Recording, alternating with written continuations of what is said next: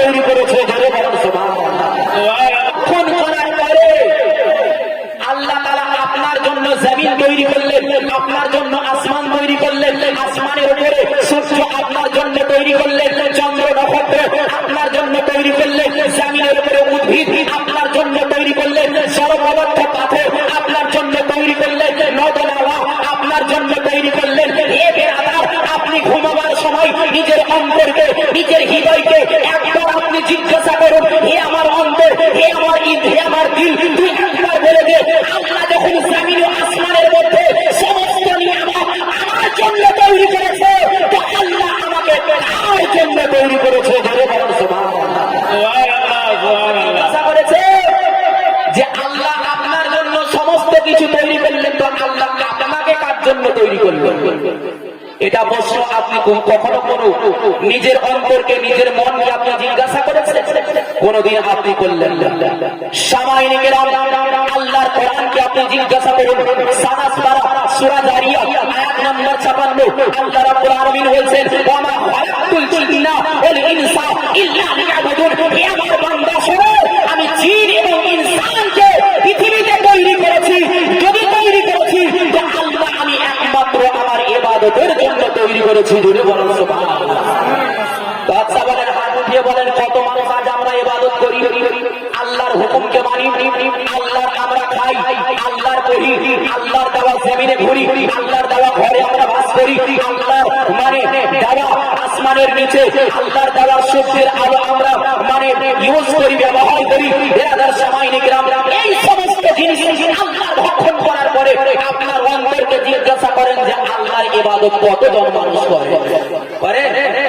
আজ হয়তো আপনি যদি জিজ্ঞাসা করেন যে মৌলভী সাহেব নামাজ পড়বো কি ওই, কি করে নামাজ পড়বো, সংসার চালাতেই তো ব্যস্ত, কেমন করে নামাজ পড়বো, সংসারের ভার মাথায় নিয়ে আর আমি টাইম পাই না নামাজ পড়ার জন্য। হে বেরাদার, আপনি কি এত বড়, এতই আপনি ব্যস্ত যে হযরতে সুলাইমান আলাইহিস সালামের চাইতেও কি আপনার বড় রাজত্ব যে আপনি আপনার সংসারের কারণে আল্লাহর ইবাদতকে আপনি আদায় করতে পারেন না, নামাজ পড়তে পারেন না? আপনি যদি বলেন মৌলভী সাহেব অসুস্থতার কারণে নামাজ পড়তে পারি না, দেখবেন রোজার টাইম আসছে আর 1 মাস থেকে 1.5 মাস পরে আপনার বেশিরভাগ লোকের যারা ভিআইপি লোক, এদের পকেটে দেখবেন গ্যাসের ট্যাবলেট ঢুকলো কি ঢুকলো আর গ্যাসের ট্যাবলেট ঢুকবে। মৌলভী সাহেব জিজ্ঞাসা করে, পান দিবেছে দোকানে বসে বসে, হায় রোজা রাখনি? মৌলভী সাহেব বলেন না, গ্যাসের ঠেলায় রোজা রাখতে পারি, গ্যাসের ঠেলায় রোজা রাখতে পারি না। আপনি যদি অসুস্থতার কারণে নামাজ না পড়তে পারেন, তাহলে কি হযরতে আইয়ুব আলাইহিস সালামের চাইতে কি আপনি অসুস্থতা অনুভব করেন? হযরতে আইয়ুব আলাইহিস সালাম 18 বছর ধরে তিনি শয্যাগত হয়ে এক ওয়াক্তের নামাজ আল্লাহর কোনদিন কাজা করেননি, সব সময় আল্লাহর ধ্যানে, আল্লাহর জিকিরে তিনি মগ্ন হয়েছিলেন। বেরাদার, তার মতো কি আমরা অসুস্থ হয়ে আছি? আমরা অসুস্থতার ভান দিয়ে আমরা নামাজকে কাজা করে দেব। বেরাদার সামাইনে গ্রাম, আজকে মায়েদেরকে যদি জিজ্ঞাসা করা হয়, ভাই বহিন তুমি নামাজ কেন পড়বো না, তো বলছে যে সংসারে এত কাজ যে সারাদিন মানে কাজ করতে করতে টাইম পাওয়া যায় না, কোন টাইমে নামাজ পড়বো? আচ্ছা বলেন হে মা বোনেরা, আপনি কি মা ফাতেমা তো জোহরার মতো কি সংসারী? হযরতে ফাতেমা যেভাবে সংসার করেছিলেন, সংসারকে ম্যানেজ করেছিলেন, এইভাবে কি আপনি সংসারকে ম্যানেজ করছেন? ওনার মতো কি আপনি সংসারী? না, কোনোদিন হতে পারে না। বিরাদার, হযরতে ফাতেমা তো জোহরা সমস্ত সংসারের কাজ কর্মের মধ্য থেকে আল্লাহকে এমন ভাবে তিনি একড়ে ধরেছিলেন, আল্লাহর জিকির করেছিলেন, আল্লাহর ইবাদতকে পালন করেছিলেন যে হযরতে ফাতেমা তো জোহরার এক ওয়াক্তের এক রাকাত নামাজে তিনি এক খতম কোরআন তেলাওয়াত করতেন, এক সাজদাতে ইনার ফজরের আযান হয়ে যেত। জোরে বলুন সুবহানাল্লাহ, সুবহানাল্লাহ। আপনি কি এই ধরনের আপনি সাংসারিক হয়েছে? কোনোদিনই হতে পারে না। আপনি যদি বলেন যে মৌলভী সাহেব বলিয়েন না, আমার স্বামী এত অত্যাচার করে, আমার উপরে জুলুম করে, মারপিট করে, এই নিয়ে আমার স্বামীর লেগে আমি নামাজ পড়তে পারি না, আপনি কি হযরতে আসিয়া আলাইহিস সালামের ফেরাউনের চাইতে আপনি বেশি অত্যাচারী আপনার স্বামী?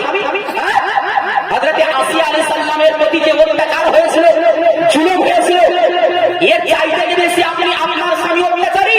কোনোদিন হতে পারে না। হযরতে আসিয়া আলাইহিস আলাইহিস সালাম প্রতি এত অত্যাচার করেছিল ফেরাউন যে এর মতো আর দ্বিতীয় কোনো নারীর উপরে হয়তো আর কোনোদিন এত অত্যাচার হবে না। কিন্তু তবুও হযরত আসিয়া আলাইহিস সালাম আল্লাহর ইবাদতকে নামাজকে কখনো তিনি কাজা করলেন না। বেরাদার সামাইনে কেরাম, আজ আল্লাহর আমরা জিকির থেকে নামাজ থেকে আমরা বিরত থাকি, কিন্তু এর পরিণাম আপনি একদিন বুঝবেন। আপনার বাড়িতে একটা গাছ আছে না নাই? আছে। কাউরের বাড়িতে গাছ, কাউরের বাড়িতে একটা গাছ আছে, আমের গাছ দেখাচ্ছেন আপনারা, একটু হুহা করেন না তো চাপড়ি ধরে যাবে আপনাদের। ঠান্ডার টাইমে আপনাদের ব্যাটারি ডাউন, আপনার সেল ডাউন হয়ে যাবে, একটু ব্যাটারি আপনাদের চার্জ হবে। গাছ আছে না নাই আপনাদের বাড়িতে? আছে। আমের গাছ দেখাচ্ছে, আমের গাছে কাঁটা আছে নাই? মুআজ্জাজ সামাইনে কেরাম, এই আমের গাছে আপনার গোড়া থেকে আগাল পর্যন্ত একটা পাতাও শুকালো না, কিন্তু আপনি দেখা গেল যে এই গাছের মধ্যে একটা ডাল শুকিয়ে গেল। কেন শুকালো? কোন বৈজ্ঞানিককে, কোন ডাক্তারকে, মুরারি হসপিটালে আপনি কোনদিন শিকায়ত করলেন? আপনার পাইপের হসপিটালে গিয়ে কোন ডাক্তারকে জিজ্ঞাসা করলেন, হে ডাক্তার আপনি বলে দেন আমার গাছটার গোড়া জিন্দে আছে, ডাল জিন্দে আছে, পাতা জিন্দে আছে, কিন্তু একটা ডাল শুকিয়ে গেল। ওই ডাক্তারের ক্ষমতা নাই এর ভেদ বলে দিতে পারে, কোন বৈজ্ঞানিকের ক্ষমতা নাই এর ভেদ বলে দিতে পারে, কোন সায়েন্টিস্টের ক্ষমতা নাই এর ভেদ বলে দিতে পারে। কিন্তু আজ থেকে 1450 বছর আগে ডাক্তারের ডাক্তার, বৈজ্ঞানিকের বৈজ্ঞানিক, সায়েন্টিস্টের সায়েন্টিস্ট আমার নবী মুস্তাফা তিনি জানিয়ে দিয়েছেন, যখনই কোন ব্যক্তি জিকির থেকে আলাদা হয়ে যায়, আসলে আল্লাহর জিকির থেকে, আল্লাহর ধ্যান থেকে আলাদা হয়ে যায়, তখনই ওই ডালটা শুকিয়ে যায়। আর যেদিন আপনি নামাজ থেকে আলাদা হয়ে যাবে, সেদিন আপনার দিলটা মুর্দা হয়ে যাবে।